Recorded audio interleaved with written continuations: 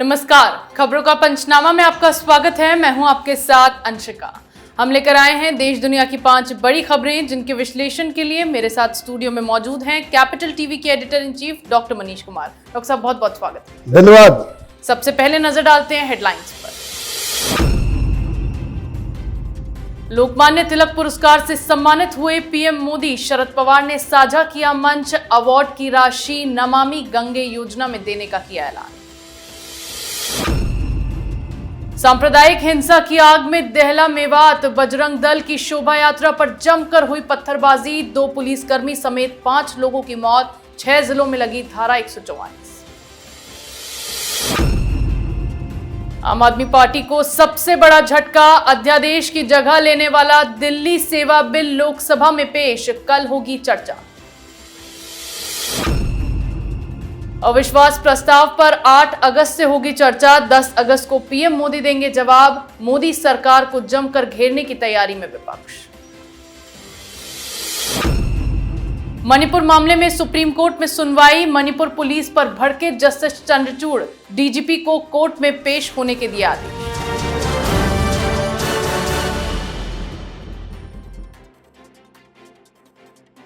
और खबरों की शुरुआत में बात करेंगे पीएम मोदी को मिले पुरस्कार की। प्रधानमंत्री नरेंद्र मोदी को आज पुणे में तिलक स्मारक ट्रस्ट की ओर से लोकमान्य तिलक राष्ट्रीय पुरस्कार से सम्मानित किया गया। खास बात यह रही कि विपक्षी एकता की कवायद और एनसीपी में फूट के बीच शरद पवार भी इस कार्यक्रम का हिस्सा बने और उन्होंने पीएम मोदी के साथ मंच साझा किया। इस दौरान पीएम मोदी ने अवार्ड की राशि को नमामि गंगे योजना में देने का ऐलान किया है। डॉक्टर साहब, शरद पवार और पीएम मोदी एक साथ एक मंच पे दिखे, कितना बड़ा झटका विपक्षी गठबंधन को लगा? झटका पे झटका ही लग रहा है विपक्षी एकता को। पता नहीं क्या सोच के सब कुछ खुद ही इन्होंने कर दिया। शरद पवार प्रधानमंत्री मोदी के कार्यक्रम में जा रहे हैं, कम से कम ये भी करते कि आप जानकारी नहीं है।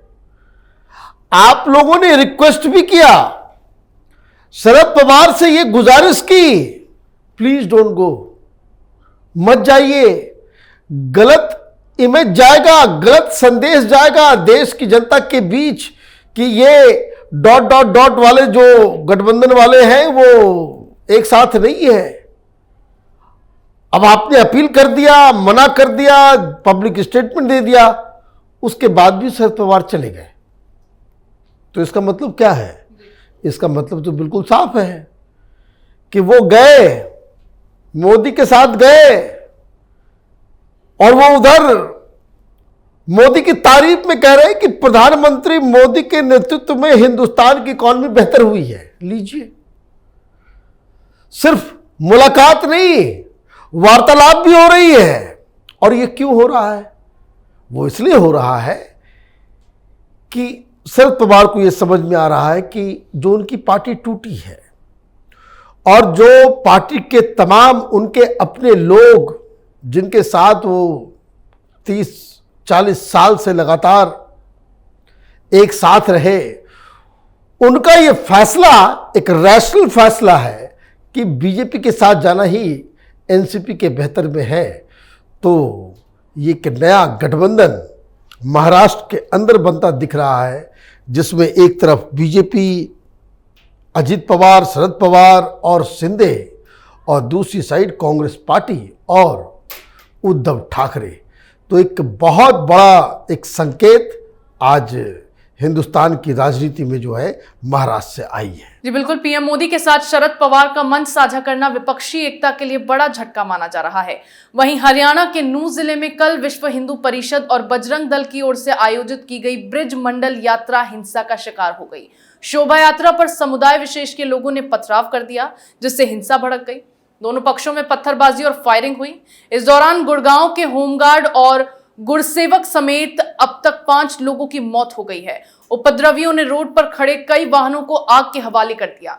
इतना ही नहीं, यह हिंसा नूंह के बाद गुरुग्राम तक पहुंच गई, जिसके बाद 6 जिलों में धारा 144 लागू कर दी गई है। मामले में अब तक 44 एफआईआर दर्ज की जा चुकी है और 70 से ज्यादा लोगों को हिरासत में लिया गया है। डॉक्टर साहब, क्या कारण रहा कि शोभा यात्रा पर इस तरह पथराव हुआ और नूंह दहल गया? देखिए, नूंह नहीं दहला, पूरी हरियाणा में आग लगी हुई है। और ये तो ऊपर वाले की जो कहे कि आशीर्वाद रहा कि संख्या बस 5 पे ही टिकी है, क्योंकि तैयारी तो बहुत ज्यादा थी। कई सारे लोग गिन नहीं पाते, 100 से ज्यादा कैजुअलिटी हो जाती, क्योंकि जिस प्राचीन मंदिर से ये नूह शहर की तरफ ये शोभा यात्रा निकली, उसे पहले रोका गया, उसके बाद पथराव होता है, 3-4 हजार के आसपास लोग वापस मंदिर में जाके छिप जाते हैं, और मंदिर के चारों तरफ पहाड़, उस पहाड़ी पे ये कट्टरपंथी और वहां से ये गोलियां चला रहे हैं, पत्थर चला रहे हैं। वो तो छत कंक्रीट की थी, इसलिए सब बच गए, अन्यथा आज एक बहुत दूसरा खेल चल रहा होता। तो एक तो ये बाल बाल जो है हरियाणा जो है बचा है एक बहुत बड़े कम्युनल फ्लेयर से। दूसरी चीज कहा यह जा रहा है कि भाई कोई मानू मनेसर नाम का कोई व्यक्ति था जिसके ऊपर हत्या के आरोप लगे हैं, उसने वीडियो डाल करके ये कहा था कि वो भी इसमें आएगा जिसका विरोध हो रहा था। तो मानू मनेसर अगर मान लीजिए वो किसी केस का आरोपी है और उसने ये घोषणा कर दी कि वो फला फला जगह पे जाएगा, तो या किसी समुदाय को या किसी को लाइसेंस मिल जाएगा कि आप लोगों को मारें? भाई कोई कह रहे कि भाई मानू मनेसर जो है उसने घोषणा कर दी थी, तो आप लोगों को मार देंगे, वाहन जला देंगे, 80 वाहनों को फूंक दिया गया। तो एक जो साफ साफ नजर आ रहा है कि खट्टर सरकार की बहुत बड़ी कमी रही। Number 2, intelligence failure. पुलिस वालों के खिलाफ अब तक कार्रवाई हो जानी चाहिए। वहां का एसएसपी जो भाग गया, जो लीव पे था और जो ड्यूटी पे था, जो एसएसपी है, इन तमाम लोगों के खिलाफ पहले कार्रवाई होनी चाहिए कि इनकी काहिली की वजह से हरियाणा में यह आग फैली है। जी बिल्कुल, नूह में भड़की हिंसा को लेकर अब सियासत गर्मा गई है और लगातार हरियाणा सरकार पर सवाल खड़े किए जा रहे हैं। आगे बात करते हैं दिल्ली सेवा बिल की। आम आदमी पार्टी के लाख विरोध के बाद लोकसभा में आज दिल्ली सेवा बिल पेश किया गया। ये बिल गृह राज्य मंत्री नित्यानंद राय ने पेश किया, जिस पर कल चर्चा होगी। ये बिल दिल्ली में सेवाओं पर कंट्रोल तय करता है। इसे लेकर दिल्ली सरकार और केंद्र सरकार के बीच लंबे समय से विवाद चल रहा है।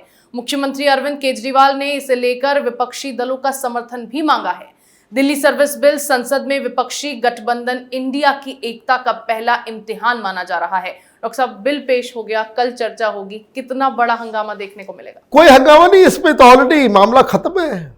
लोकसभा में आपके पास संख्या नहीं है, बिल पास होगा।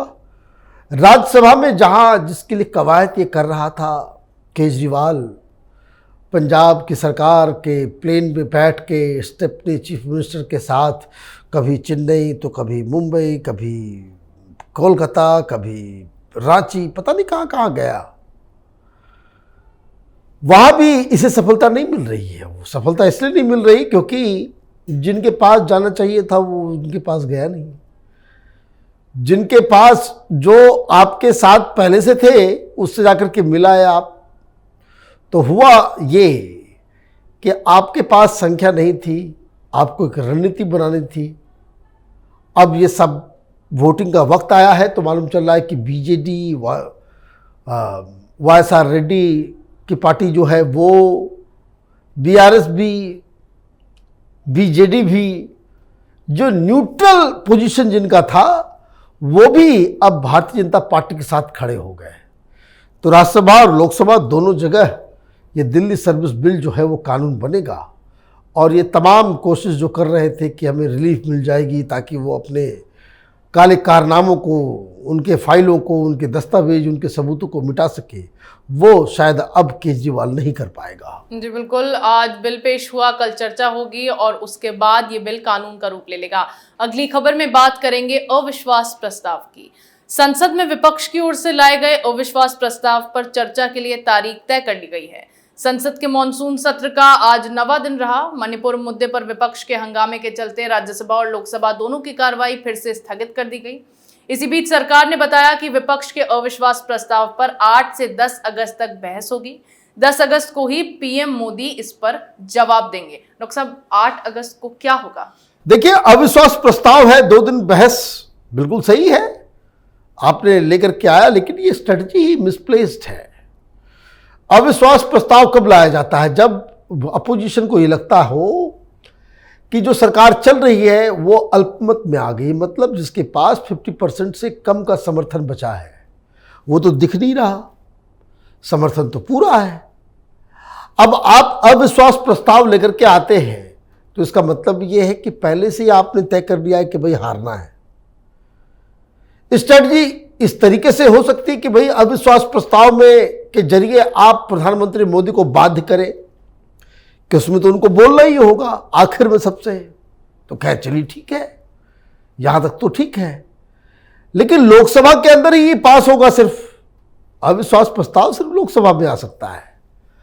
अब वहां पे कौन बोलेगा विपक्ष की तरफ से? ये डॉट डॉट डॉट वाले जो गठबंधन वाले लोग हैं, कांग्रेस पार्टी से कौन बोलेगा? अधीर रंजन चौधरी बोलेंगे। आपके पास तो स्पीकर्स की बड़ी कमी है, और लोकसभा के अंदर तो वहां स्मृति ईरानी से लेकर पता नहीं कितने कितने दिग्गज बैठे हुए हैं, अमित शाह बैठे हुए सो अलग, और जब सब कुछ आपको जो है पछाड़ दिया जाएगा, उसके बाद लास्ट जो स्लॉगिंग करने के लिए आएंगे वो प्रधानमंत्री मोदी। तो मुझे लगता है कि इल एडवाइज्ड कोई इससे हासिल होगा नहीं, विपक्ष की और इसमें बड़ी किरकिरी होगी। जी बिल्कुल, 8 से 10 अगस्त तक विपक्ष के अविश्वास प्रस्ताव पर चर्चा चलेगी, लेकिन देखना दिलचस्प होगा कि इस बार मोदी सरकार कैसे इस प्रस्ताव को पास करेगी। आज की आखिरी खबर में बात करेंगे मणिपुर की। मणिपुर हिंसा के मामले को लेकर आज सुप्रीम कोर्ट में सुनवाई हुई। इस दौरान सीजेआई डीवाई चंद्रचूड़ ने बड़ी टिप्पणी करते हुए कहा कि हालात राज्य की पुलिस के नियंत्रण के बाहर हैं। मई से जुलाई तक कानून व्यवस्था पूरी तरह ठप हो गई थी।